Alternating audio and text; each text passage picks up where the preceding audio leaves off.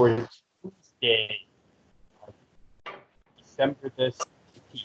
Sometimes I lose track of what it is here, but as you notice, I am not the Prez. I'm Rob Vino, subbing in for the Prez for the second consecutive day here, and we're going to have a little role reversal. Normally, I'm on as the analyst for Drew Martin in our Sports Memo.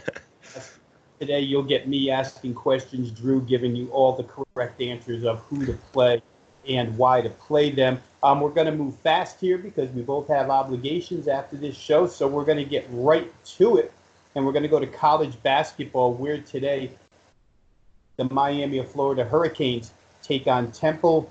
Drew, a game that you wanted to talk about here, so go ahead and give us an analysis on the Miami, Florida Temple game. Yeah, Rob, first off, it's cool seeing you in the host chair, man, and the Sports Memo background and everything. Looking good, man. And for tonight's college basketball, there's a game I have circled here. It's 631, 632 on the rotation numbers. It's a 9:30 Eastern tip on ESPNU, so a watch and win, hopefully win opportunity here.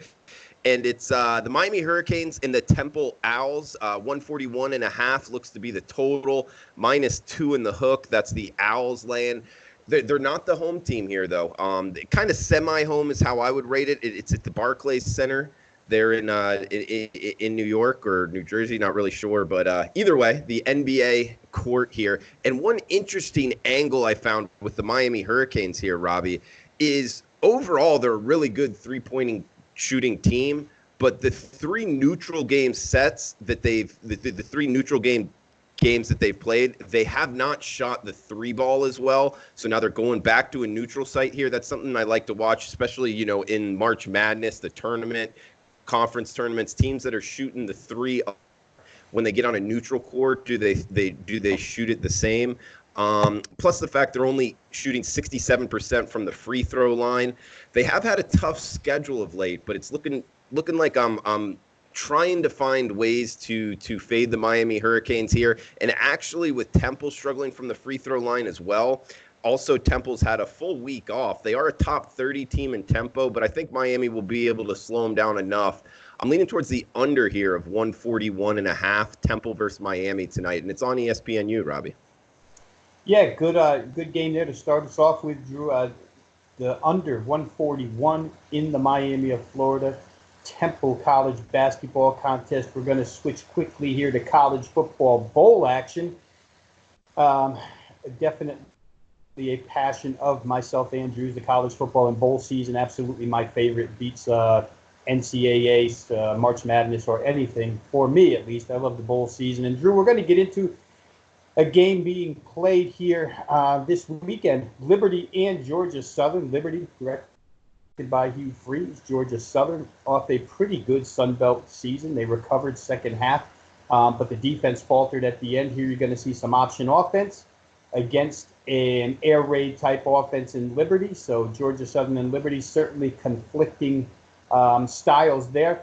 In this game, we see the number right now, 5.5 and 57.5. Georgia Southern, your favorite in this contest. Go ahead and talk to me about Georgia Southern Liberty. Like I say, two distinctly different styles, but which one do you think has the edge? Yeah, sure, Robbie. And I know you love these type of games as well as I do. And looking at Liberty here, there's an interesting angle in terms of early bowl season here with teams playing in their first bowl game, usually a fade, just because the kids aren't used to it, the coaches aren't used to it. Although Hugh Freeze has coached in a couple bowl games here at Ole Miss, I go at it more from the Flames, Robbie. Who have they beat? When you go down the list of their schedule, one, it's very easy schedule, one of, if not the easiest in the country. I mean, when they played teams like Virginia, Virginia, I know they played in the ACC championship game, but more of a middling ACC, maybe a little above average ACC team, 55 points given up. They're giving up 30 points to teams like New Mexico State, Robbie. When you actually look at who they beat, they did beat Buffalo. Now, Buffalo's their best win on the season, but Buffalo's a fine team there under Lance Leopold. But let's be honest, they're from the MAC. Now, then they beat Hampton. They beat New Mexico, Robbie. They beat New Mexico State twice. Yes, you heard that right. They played them twice, and they beat them both times, and they also beat Maine. That's how they got to bowl eligibility here, Robbie. Best win being Buffalo. I mean, the Bulls, fine program and all, but Man, there's just not a lot to go off of here. And when they played against, Sun Belt teams like Louisiana Lafayette, now Lafayette is better than Georgia Southern, but still, they weren't able to hang in there. Losing 24-0 to Syracuse to start off the season. Like we talked about, losses BYU, Virginia. I just don't think this Liberty team has what it takes in terms of just talent-wise. Going up against Georgia Southern, a Sun Belt team, yes, but when you watch them play, they rotate in 8-10 defensive linemen. I think they're going to be able to have pass rush for the full game here against Liberty, which is very important against Buckshot Culver, their quarterback, who that's how they're going to try to beat you, throwing the ball through the air. And against Georgia Southern here, a solid defensive team. They're going to run the option, and Liberty's going to have extra time to prepare, but still you got to stop it. Just 4.5 now for Georgia Southern. I like GSU here, Robbie. I think they cover this short number. Yeah, and interesting, Drew, there's really no, like in other bowl games where we might find sort of a regional home field. There's no real home field here. This game, by the way, being played in the soccer stadium in Orlando, the Orlando City soccer team that is being played in that soccer stadium, capacity 25,500, so a little bit smaller of a crowd here. No coaching changes on either side, no player defections on either side. One of those rare bowl games where we don't have any side notes to add to this. Just Sun against an independent that, as you mentioned, Drew, has made their natural rival, New Mexico State, the last couple of years. Really? And MSU. So Drew's looking at that game at the Georgia Southern side. Obviously, lack of schedule played by Liberty. Want to mention really quickly here, you want to go to sportsmemo.com, check out all Drew's stuff. Drew, I noticed there's a 5% college football bowl play up already. You guys want to go to sportsmemo.com. Drew zeroed in on one of the early bowl games. Go ahead and pick that up. Right now, it's available as we speak. So once again, sportsmemo.com.